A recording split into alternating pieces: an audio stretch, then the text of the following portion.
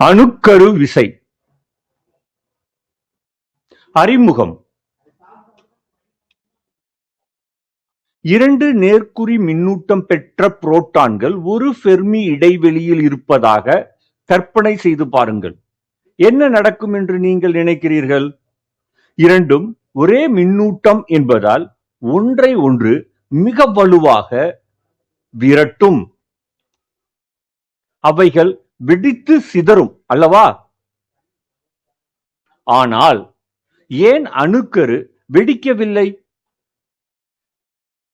இன்று நாம் இயற்கையின் வலிமையான விசையை புரிந்து கொள்ளப் போகிறோம்.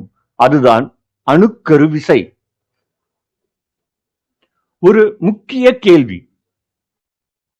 அணுக்கருவில் புரோட்டான்கள் மற்றும் நியூட்ரான்கள் இவை இரண்டும் நியூக்ளியான்கள் இவைகள் உள்ளன. எனவே அணுக்கருவுக்குள் புரோட்டான்கள் மிக மிக நெருக்கமாக உள்ளன. ஏறத்தாழ ஒரு ஃபெர்மி இடைவெளியில்.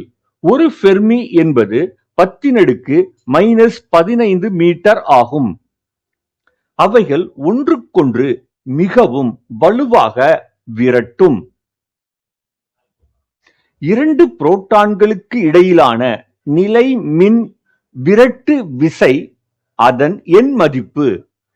கூலும் விசைப்படி F என்பது kq²/r²க்கு சமம். இங்கு தொலைவிற்கு பதிலாக ஒரு ஃபெர்மி 10⁻⁻15 மீட்டர் என்று பிரதியிட்டு Qக்கு பதிலாக புரோட்டானின் மின்னூட்ட மதிப்பு 1.6 பெருக்கல் 10⁻⁻19 கூலும் பிரதியிட்டால் நமக்கு நிலை மின் விசை F என்பது 230 நியூட்டன் கிடைக்கிறது.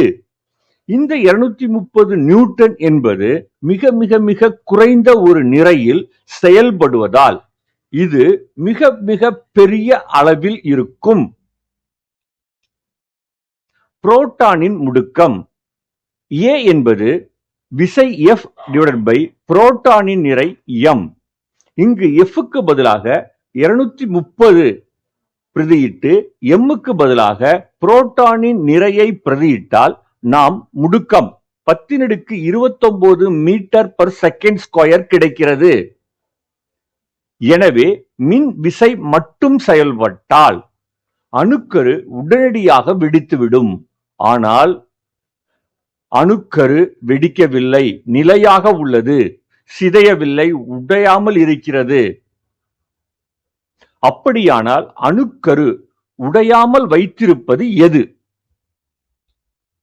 மிகவும் வலுவான ஈர்ப்பு விசை அணுக்கருவில் இருக்க வேண்டும். அதுதான் வலுவான அணுக்கரு விசை. இந்த விசை proton proton, proton neutron, neutron neutron இவற்றை அணுக்கருக்குள் ஒன்றாக இணைத்து வைத்திருக்கிறது. அணுக்கரு விசையின் முக்கிய பண்புகள். 1. இது குறுகிய தூர விசை. இந்த விசை ஒரு சில ஃபெர்மிகள் வரை மட்டுமே செயல்படும். ஒரு ஃபெர்மி என்பது 10⁻⁻15 மீட்டர் ஆகும். இந்த அளவுக்கு மேல், இந்த தொலைவுக்கு அப்பால் அணுக்கரு விசை புறக்கணிக்கத்தக்க எண்ணளவை பெறும். இயற்கையிலேயே அணுக்கரு விசை மிகவும் வலிமையான விசையாகும்.